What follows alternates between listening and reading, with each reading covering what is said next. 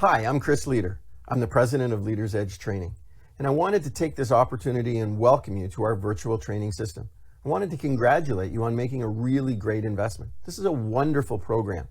It's got all of the answers for all the questions you've had about building a successful real estate practice. It covers real estate, soup to nuts, A to Z.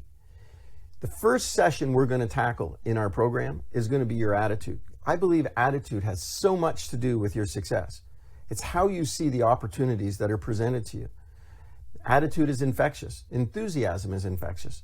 When you meet with your sellers, are they going to be excited about working with you? Or when you're out with your buyers, will they be engaged and will they trust you? It's all got to do with your attitude. From there, what we're going to take a look at, the next session is going to be on business planning. You see, we got you so excited about the possibilities of real estate in the first chapter. The second chapter, we want to take a look at tangibly, what are the items you really want to accomplish? I want to break it down into the nuts and bolts stuff, the daily activities. For instance, how much money do you want to make and why do you want to make it? How much money will you set aside from each commission check for your future business? How much money will you set aside to pay for your personal commitments? How much money will you set aside for your retirement? And how exciting it'll be to set money aside for that reward, that sports car, that new house, that new swimming pool, whatever it is you're after. It's the wonderful thing about real estate. Possibilities are endless. The third session we're going to take a look at, and now we're going to start moving towards uncovering opportunities. This is the first place we're going to go to look for work, maximizing your referrals. Basically, we're talking about your sphere of influence. Who do you know in the community that could help you or help suggest to a buyer or seller that you'd be the right agent to work for? The whole chapter is around relationships and connecting with people that like us, know us, and trust us, so that they, when the conversation of real estate comes up, they would recommend you. The fourth chapter, we're going to look at lead generation. Now, this is where we go to uncover any opportunities out there in the marketplace. We'll be looking at cold calls, we'll be looking at door knocking, we'll be looking at dialogue and script, where to find people, what to say when you meet them, how to take those conversations and actually convert them to listing appointments. The next session we're going to cover is a little more sophisticated, and it's still in prospecting.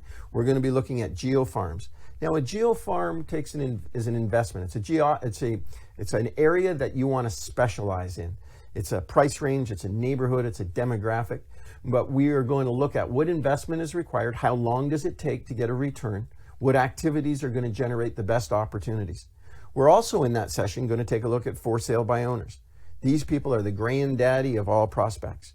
The great thing about FSBOs is we know every one of them wants to sell, but it takes a certain level of skill to be able to convert a FSBO because they've got a unique set of challenges. But once you acquire those skills and you know what to say, it's literally like shooting fish in a barrel. Now, if you're in the US, we're going to be also teaching you what to do with expireds. In Canada, expireds are off the table. They're not part of the program. So the next session after that is going to be what happens at the house. Think about this. We've got you excited about real estate. We've set some targets and goals that you're working towards. We've given you the place to go and look for business. We've given you the right words to convert those opportunities. Now you're going to get a listing appointment. What happens when you get to the house? What are you going to say to the seller? How are you going to convince them that you're the right agent to handle one of the biggest investments in their lifetime? How will you articulate your value proposition to them so they understand what they're buying, what they're getting, and what services to expect? Now, the next piece of this the next session is going to be on pricing. So let me just give you a little insight to where we are right now. We're going to get you excited about real estate. We're going to show you how to prospect for business. We're going to show you how to present all of your unique strategies and services at the table. The next P in the process is going to be how do you price real estate? Because when you get it priced right, it sells quickly. And when it sells quickly, your seller is really happy because you've done a great job. But what most real estate salespeople don't understand, as the days on the market go down, the profitability goes up. So we want to make sure that you know how to price it. And it's not just going through the mechanics of doing a comparable approach or a cost approach. It's knowing what to say to persuade the seller to put their property on the market at the right price. The price that's going to attract the attention that they are looking for. The right price that's going to create the lineup effect. The right price that's going to create a bid up situation. The right price that's going to make you look like a superstar in the world of real estate. From pricing, then we're going to take a look at objections. And in this session, we're going to cover every objection you're going to run into in the world of real estate.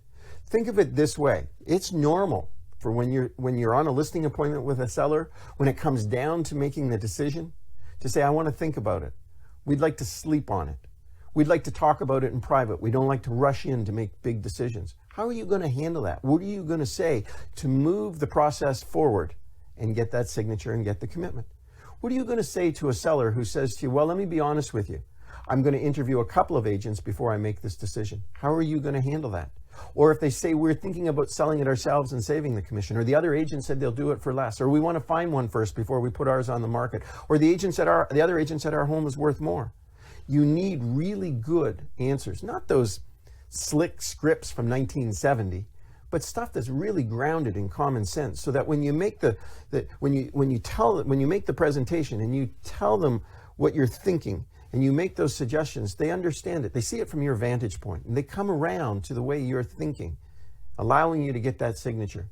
What we want you to do is walk in, and in a couple of hours later, walk out with a listing sign at the right price with excited clients that are really enthusiastic to work with you.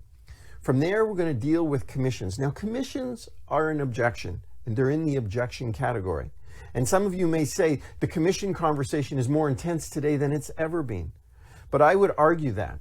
I would say that commissions have always been an issue.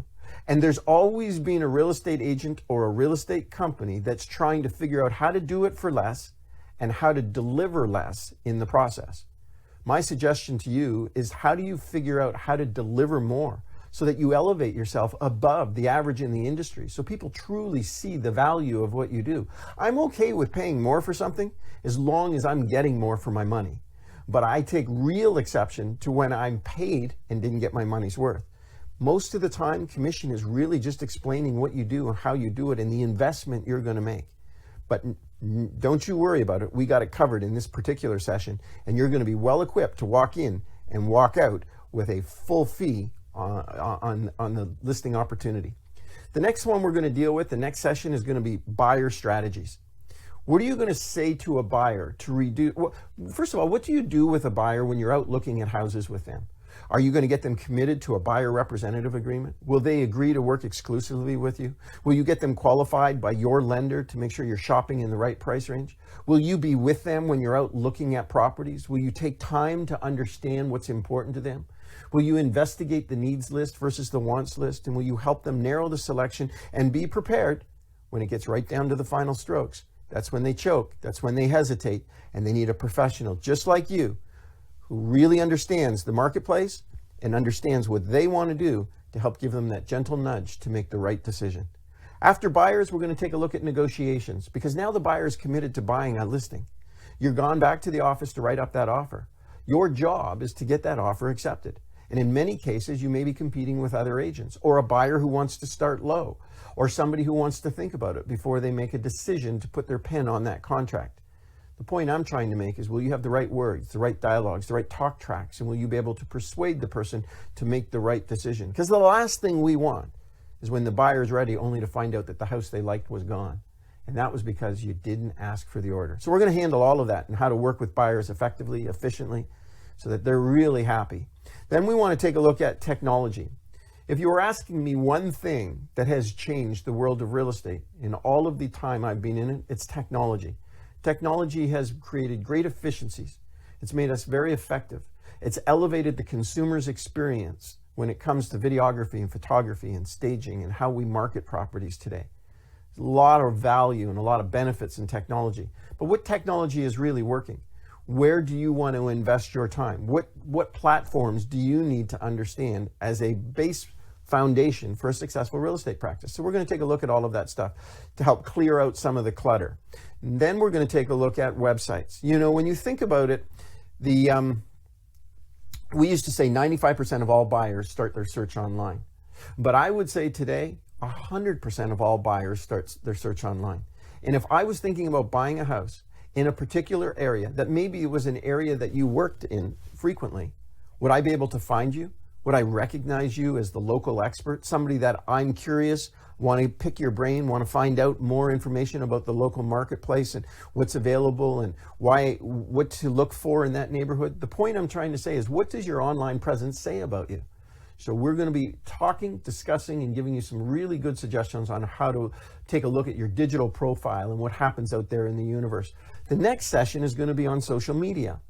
How are you connecting with people that you have a relationship with? How are you expanding your sphere? Because real estate is a people business. So what are you doing to make that connection? What do you have going out on your social media sites on a consistent and regular basis? From there, we're going to take a look at marketing strategies in the next session. This will include your investment in your technology, both digital and print. How frequently, how often, what are you going to do? And then what will you do to support those initiatives so that you get the return that you're looking for on the investment you made in your marketing? How does marketing work? What marketing would metaphorically speaking, make your phone ring? What's going to cause people to want to talk to you about real estate? So that's that whole session, and that's what we're going to look at there. Then from there, we're going to look at time management. Because one of the things you should be aware of at this point is there's a lot of moving pieces to real estate, no doubt about it. There's a lot to learn, a lot to tackle, a lot to understand. And generally, after a person's been in the business a year or two, the next thing they're looking for is some time management strategies. They're busy, they got a lot of moving pieces here. They struggle with prioritizing activities. They get distracted often, or they get tangled up in their paperwork, and they don't get to the most important activity, and that is finding somebody that wants to sell a house. So we're going to take a look at time management, how to get the most out of your day, how to be really effective and efficient. And for you busy guys that are watching this session, we're going to bring some work-life balance to your life so that you're going to be able to cover all the bases, not just one of them. And then from time management, the last question I often get from people: is it time to build a team? I was thinking about having a team. I was thinking about hiring assistants and buyer's agents. When do I do it? And so we want to go through what those thresholds look like. Look, a team's not for everybody, but there are some people that it would really make a big difference in their business, and they could elevate their business to that level they're looking for. So we're going to talk to you about thresholds, what you need to know about hiring people, working with people, what it's all about.